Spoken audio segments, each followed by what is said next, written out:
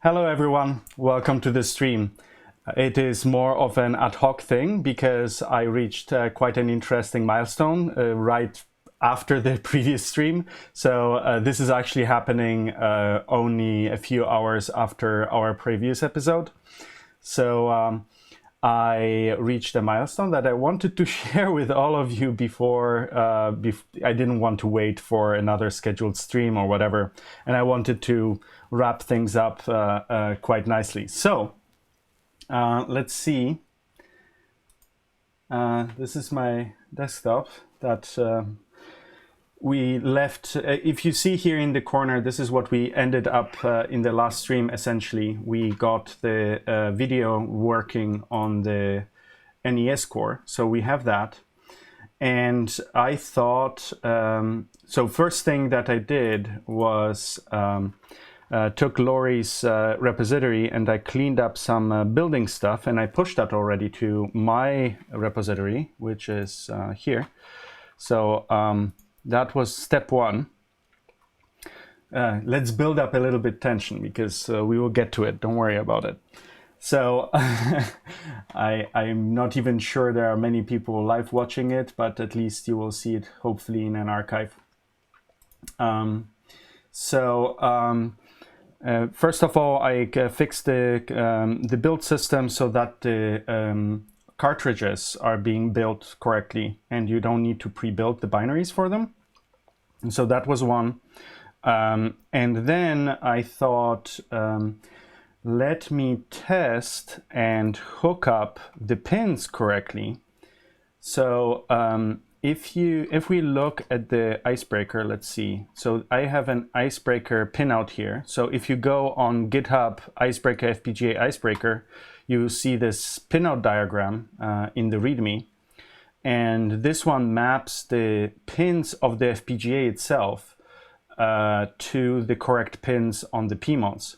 This is important because the PCF file, or it is the pin constraint file, is how you tell the FPGA synthesis tools which FPGA pin is supposed to be connected to which signal. Sorry about that. I can get a sip here.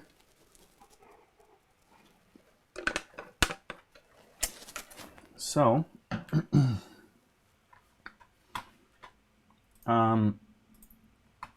so I did that, and here we have the PCF file for the NES design, and all I did is I looked up in my schematic of the gamepad, which is this one, which pins are going where to which PMOD connector.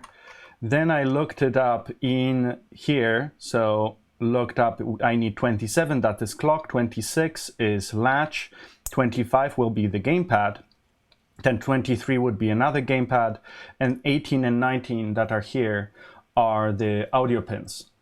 All I did is hook it up accordingly. Joy strobe, joy clock. Strobe is also the latch, so it is a different name for the latch pin. Then clock, data, and then audio left and right. And those went into here. So I got the two outputs. Before there was only one audio output, now there are two. And that's got connected. And lower here, I hooked it up. I removed the LEDs. So these are interfering with the chip select for the PSRAM that I have on this board. So this particular board has a PSRAM chip soldered on top of the flash chip. So I can't use the green LED for anything else because otherwise it will interfere, especially when the FPGA is reading out the cartridge out of the flash. I don't want to interfere with that. So that is how I hooked it up here, and then I got the audio connected. Video. Audio is basically just the audio pin out of the Delta Sigma DAC sent into the audio left and audio right outputs. And then guess what happened? So if I go onto the desktop, I'm not sure, maybe I should do this one a little bit bigger for now, so that we can see these. Let me just adjust it a little bit. So press start. I hope this will be big enough so you can see it. So you see I have the gamepad. So I connected the Adafruit gamepad. So it turns out the Adafruit gamepads are better than the ones I got from Amazon. So the Amazon ones are complete crap. The buttons don't work really well. So, but anyways, so I hooked this up and I didn't even break off the head. This is something we will do. Move the game to the right half. Oh, maybe that's an idea. Maybe let's move it this way and then let's do this. That's a good idea. All right, so there we go. So that's hopefully big enough that it will be recognizable. So I didn't take off the head. I got the connector here, but I didn't want to break off the head without you guys being here because I want to show how I break them off. But yeah, I thought, let's try it. I will just jam this thing in and let's see if that, at least the gamepad works. So I did this like that. So really just jammed in the connector in here. Woo, what's happening? What's happening? What's happening? The gamepad is working. Holy crap. Yes, yes, it's working. We have a working gamepad. Okay. We have a gamepad. Let's see. Will audio work? So in the README of the design, it says it is a README that was not updated since Dave Shah worked on this, and it says the audio was disabled. And I was like, maybe the audio is disabled. And then in Discord, I got corrected that actually Lori managed to squeeze in the audio into it. So I was like, oh my god, let's try this.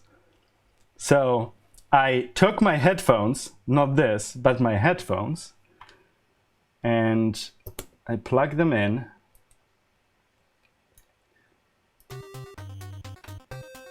Let's switch. Do you hear this? Do you hear this?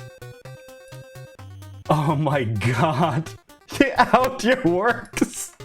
It just works.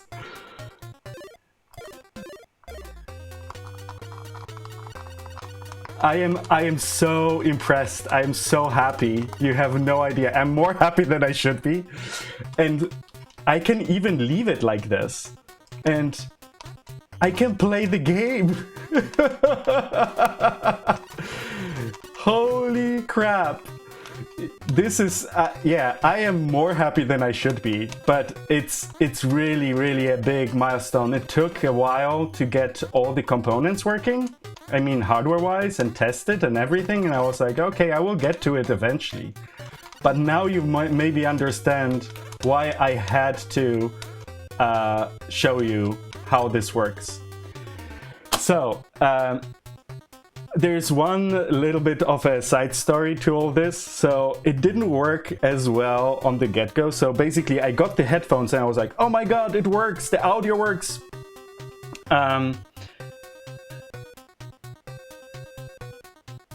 Yes, exactly. So I essentially was plugged in audio headphones and it sounded right. And then I plugged in this capture device because I wanted to show you all how it works and basically do this. And the problem was it sounded horrible as during the stream. It was really bad audio. So I could not understand what was going on. So together with Ed Borden and several others in chat, we were going back and forth. What could it be? What could it be? I tried several things, including, I thought probably the audio coming out of this port is too hot. So I opened up this adapter and soldered in 33 ohm load resistors to basically load the output. And that didn't help. And then eventually I was like, okay, well, so I ended up plugging it into my Mac computer because I wanted to record the bad audio because I had good audio. I connected this to my speakers with my computer and it sounded fine. I recorded that, posted it to Discord, everything works. And then I pulled the capture device because I wanted to record the bad audio because I was thinking the capture device is bad. So I plugged it into the Mac, recorded in the Bandcamp or whatever. It was a nightmare to get the recording in the first place. But anyways, I recorded it. Sounds fine. What's going on? So at the end, I went back to my computer, plugged it in, still doesn't work. 50 times tried it, still doesn't work. And then I thought, well, maybe I should try not my hub, USB hub, but plug it into the USB port of the computer and see if it works better. Plug it in there, works. What? Why is it working now suddenly? Is my hub broken?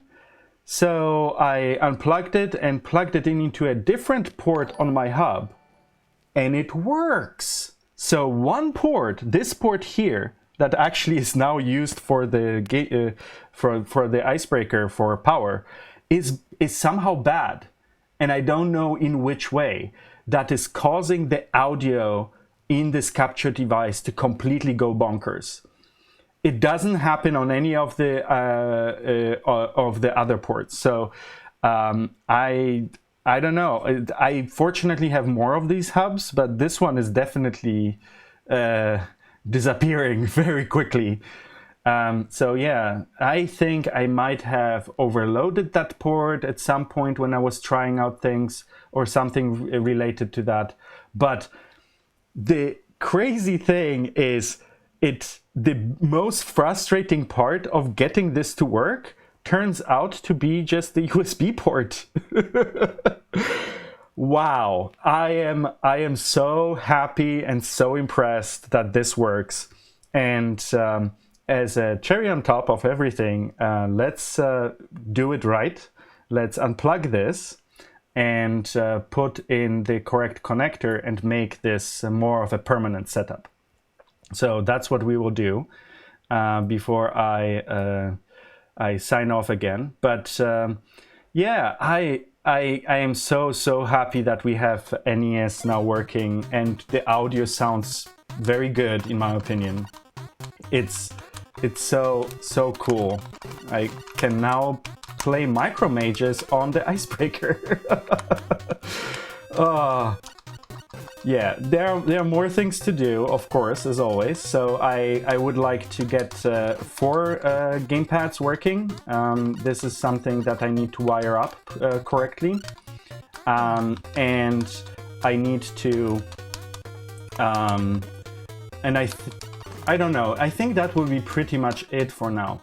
As a side note... snap that head? Yeah, snap that head. All right.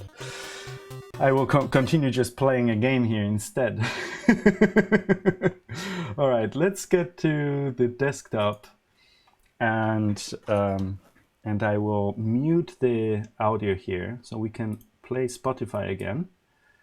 But the stereo capture I will disable so that you don't get completely deafened by the cracker. So. Yeah, I really just put this into the pin header. It's I am surprised that this works, but that was great. So anyways, so what I usually do, so I could break it off like this, but I prefer actually using these clippers.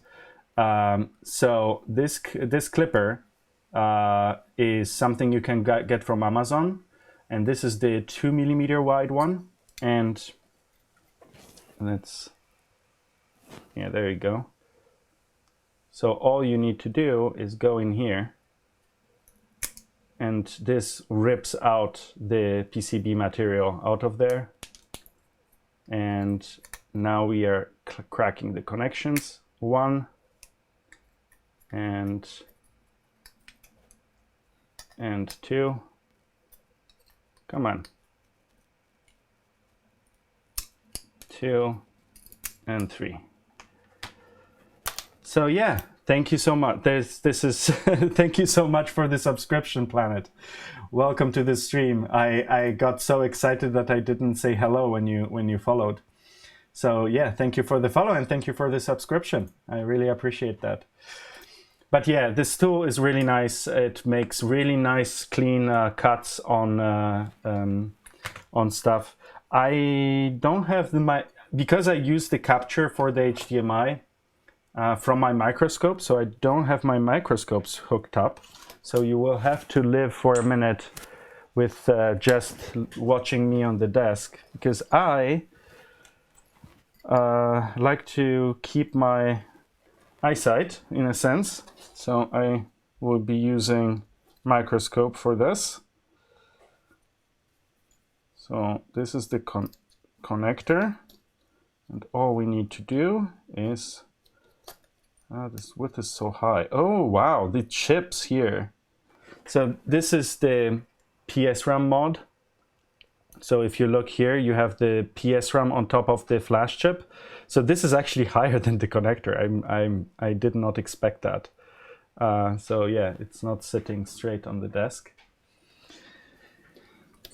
So I should have those clippers listed in my list of tools. I hope it is in the blog post. If it's not, let me know. I will add it. But I think I added them.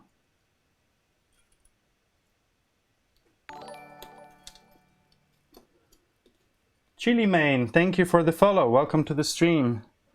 We are just soldering some PMODs onto the FPGA board.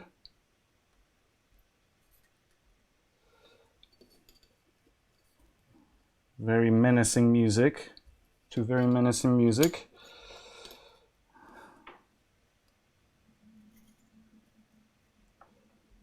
I want to have it straight-ish, at least. I think it's good enough. Is it even like this? Yep. Okay.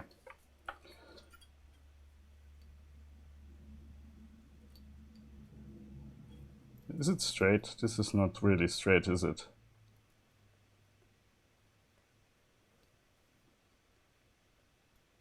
There we go. That's better, I think.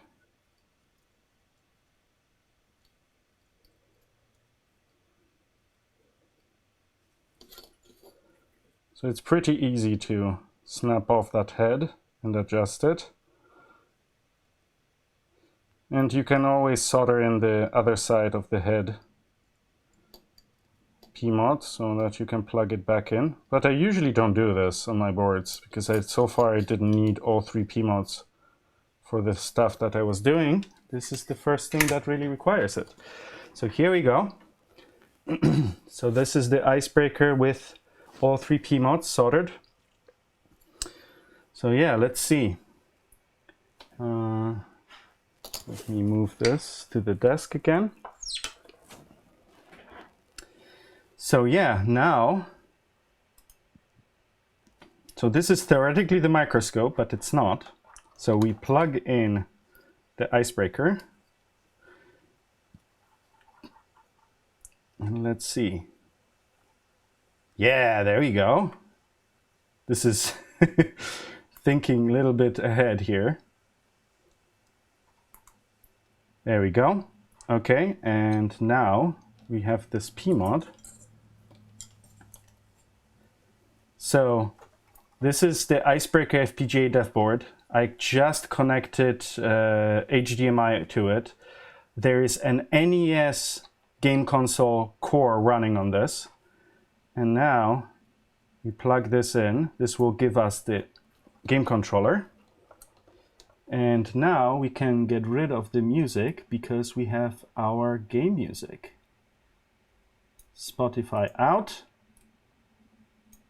Audio capture on. Oh wait, I have to plug it in. I don't want to make a pop. Audio.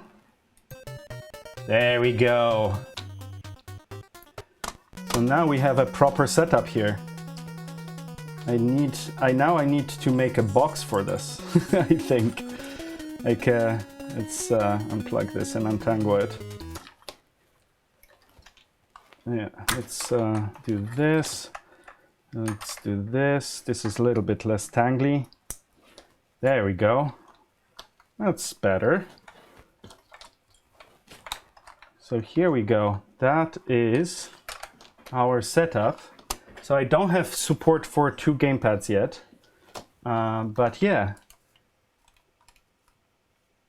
There we go. Yeah.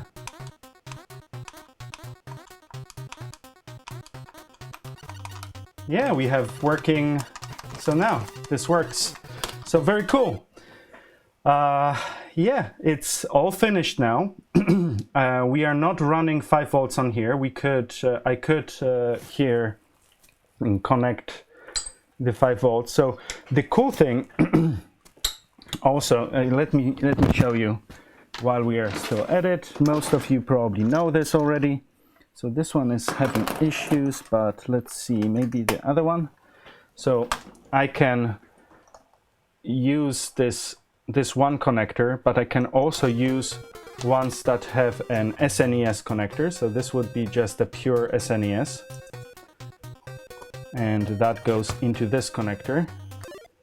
And this works too. So that's why we have two pods for different connectors, because for breadboarding and being able to use it with different other projects, I removed the SNES connector from that one.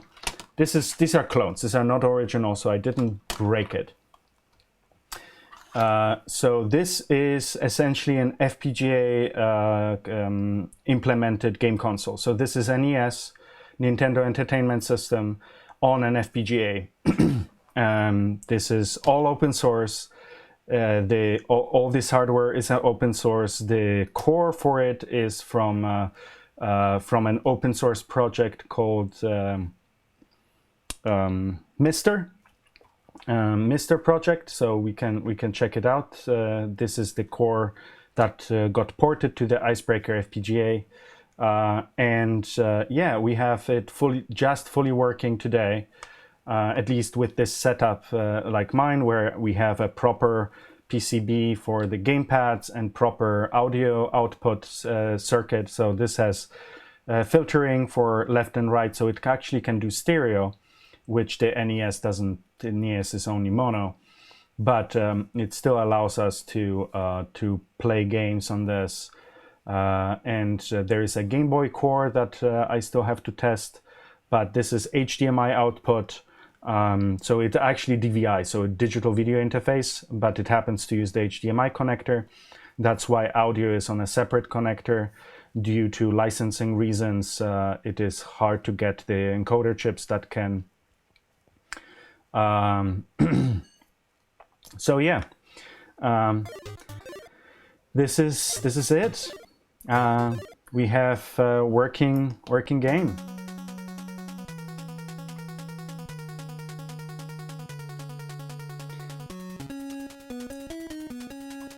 And yeah, I really recommend that you check out the game that is on here. This is this is a new game developed for the Nintendo Entertainment System. Like new, it was released last year. And games are being constantly developed for the NES. There is a resurgence of that. There is a bunch of Kickstarters for different games for NES, as well as homebrews. There's a very good emulator. There's a very good emulator with debugging capabilities, so you can write stuff.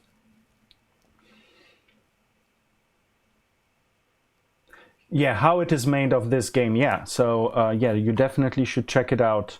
Micromages, how we made a game in 40 kilobytes. There is a video on Let me share the desk here. Thank you very much for the bits. Thank you so much. Come on. Am I? Oh, I mean numlock. Interesting. YouTube and then or Micromages, and there is a video here. Gameplay Micromages 40KB. There's a video right here. Micromages gameplay again. Come on, there is a YouTube video for this.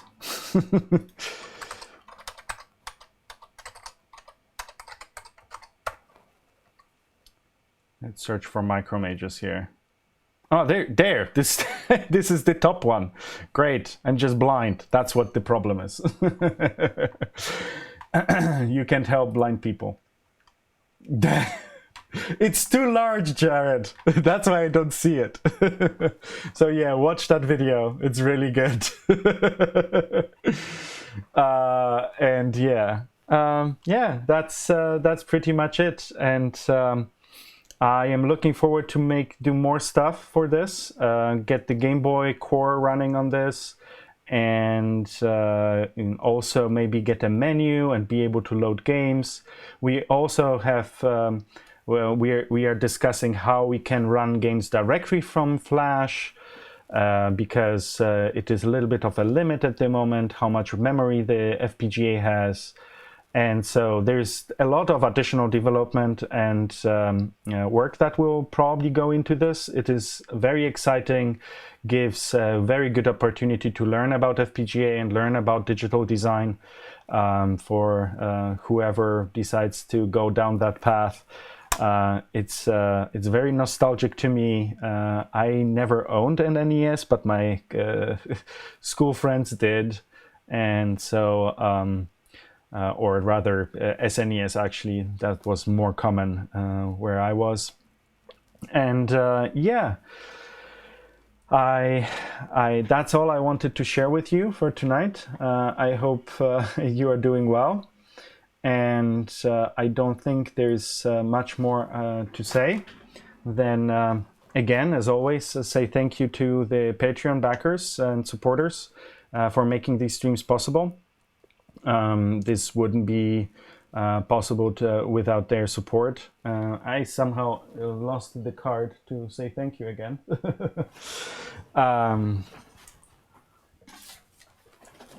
Because I don't have the list memorized, unfortunately. But yeah, thank you very much to Brennan Ashton, Drew Fustini, Edward Borden, Go Jimmy Pie, Jeff Wang, Jordi Parky Rodriguez, Kelly, Miha Benovec, Sid Price, Tom Keddy, and everyone else who is donating money, subscribing here on Twitch. Thank you so much. Thank you for the bits also. It's like really appreciate the bits. And that really helps and really motivates me to keep going. I will, as I said, probably stream again on Tuesday next week because there's a lot of stuff happening. So I will not be able to stream on Thursday as I used to. I think we will keep it for now once a week. Although you got a bonus episode now, it's short, but I think the result is pretty awesome. So yeah. Oh, thank you.